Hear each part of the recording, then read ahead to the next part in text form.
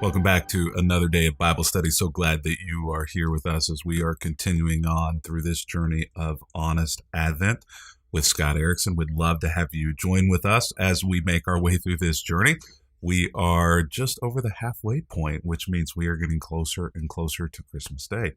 All of this brought to you thanks to Christ Table. We'd love to have you join with us on the journey of Christ Table. If you'd like to find out more about us, all you need to do is simply visit that URL, www.christtable.today.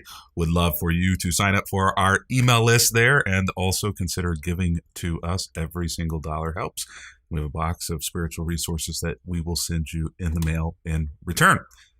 Let's dig in. Whenever we come to this season of Christmas, one of the primary passages that we oftentimes go to is in Isaiah chapter 9, verse 6. In Isaiah chapter 9, verse 6, we have this prophecy given by the prophet Isaiah that we attribute to be speaking about the coming of the Lord Jesus, or the Old Testament, the word that would have been used for this coming one, this anointed one, is the word Messiah. So this verse may not be a surprise to you. You should recognize it from Christmases long ago, as well as from many musical experiences about Christmas that are sung this time of year. And he will be called Wonderful Counselor, Mighty God, Everlasting Father, Prince of Peace. Now, we don't have time to unpack all four of those, but I do want to, for just a moment, talk about this idea of a wonderful counselor. Wonderful counselor. There are many different definitions, believe it or not, to the word counselor. Sometimes the Bible, when it uses the word counselor, is speaking of someone who is an advocate, someone who is like a lawyer, someone who is defending you. And I think there is an element of that in this Hebrew usage of the word that we translate to counselor. But I think that probably our more traditional understanding of the word counselor is actually what is in play here, is that it is somebody who is wise, someone who is experienced enough to help us navigate the road ahead in front of us. Now, perhaps that is because they have been on the road themselves, and so they are a fellow sojourner who has reached out a hand behind them in order to help you come along and learn from their mistakes and their experiences. But sometimes a counselor is also not necessarily one who has experienced the same things that you have experienced, but understands people enough to be able to ask the right questions to help illuminate what it is that needs to be done or needs to be known in order to make the journey forward a wonderful one. Now, I will say to you that I would not describe myself as a counselor, though there is some elements of pastoral ministry that does require counseling. I've had experience. I've taken credit hours in counseling. But there is a difference between what I am able to do, which is little in counseling, and what those who are well-trained and well-gifted in those pursuits are able to accomplish. I was looking for a definition of counseling, and I found this T-shirt, which I think is pretty on point. Therapist. Now, I know that the print there is small, so I'll read it for you. Therapist, someone who solves problems you didn't even know you had in ways you don't understand. That is a pretty great definition of counseling. You show up with maybe you know what the issue that you're facing is. Maybe you don't know why you feel the way that you feel, or maybe you show up thinking that the problem is one thing, but through the process of conversation and counseling, you actually realize that there is something different, something deeper that is at play that's going on, and eventually you hopefully leave that counseling session better than when you arrived, and maybe not fully understanding how you got there. There are good counselors and there are not so good counselors, and I've I've experienced both over the years.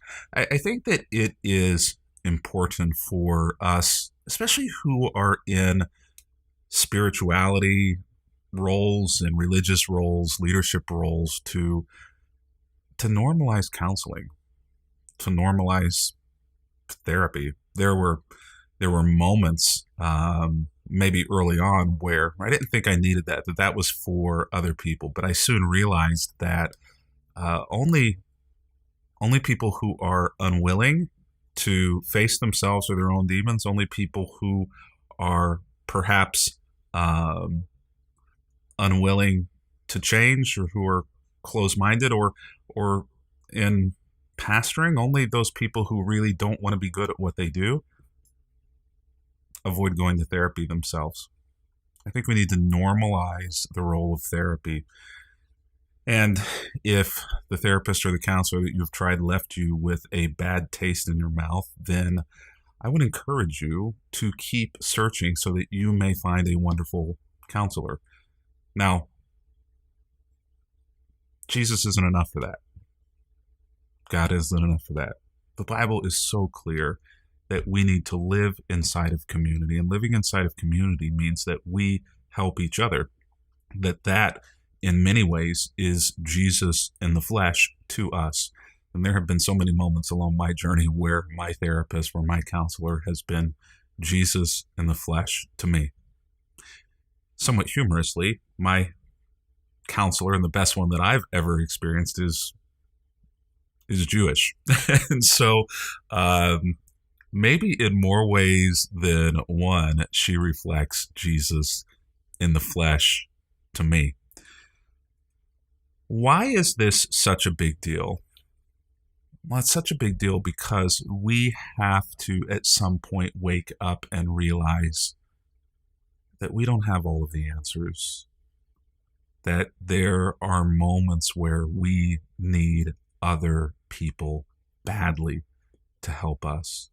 I can remember sitting in a meeting at church a ways back, and one of the people in the meeting said, they had said a whole bunch of hurtful and mean things, and they said, you need to take all of that and take it to your counselor and process through all of that. Now, the humorous part of the thing is I have been and was and continue to be in counseling regularly, so I was already doing those things and to process through all of that stuff that they were talking about. The problem was, in fact, they were probably likely the one who needed to do that. They said it as a hurtful statement, but one of the things I often say to our kids is only hurting people hurt people.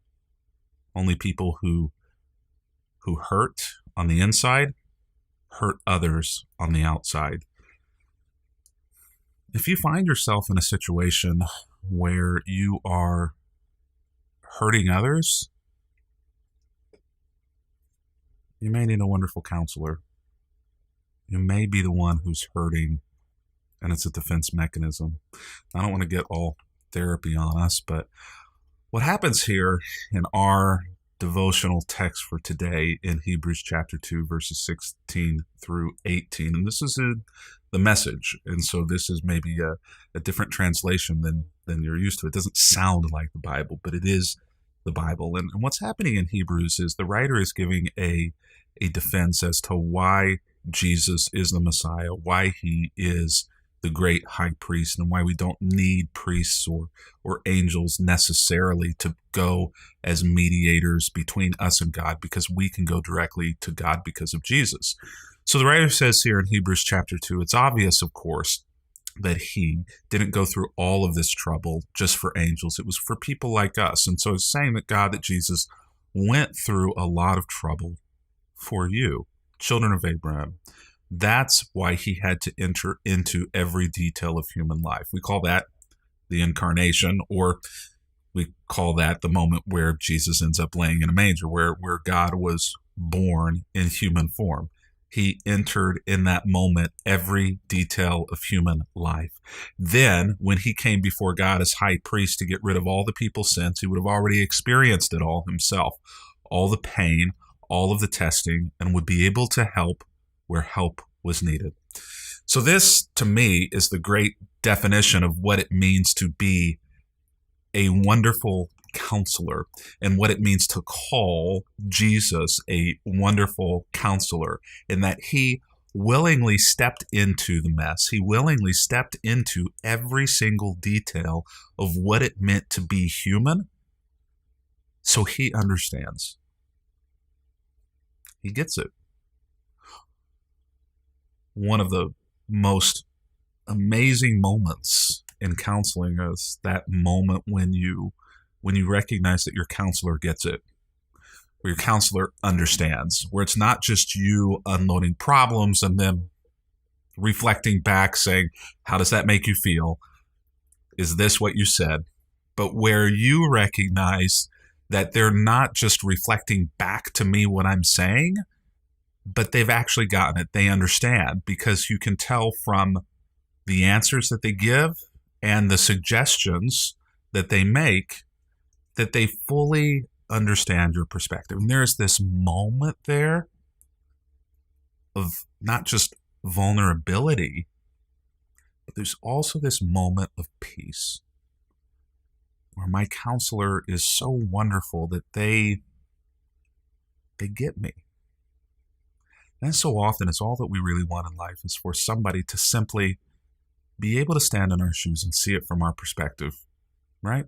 So much of the frustration in life, so much of the arguing, so much of the discontent, whether it be in politics or in families or in churches or in our workplaces, arises from the fact that we just oftentimes don't feel like people understand us and our perspective enough to be able to see it through our lens.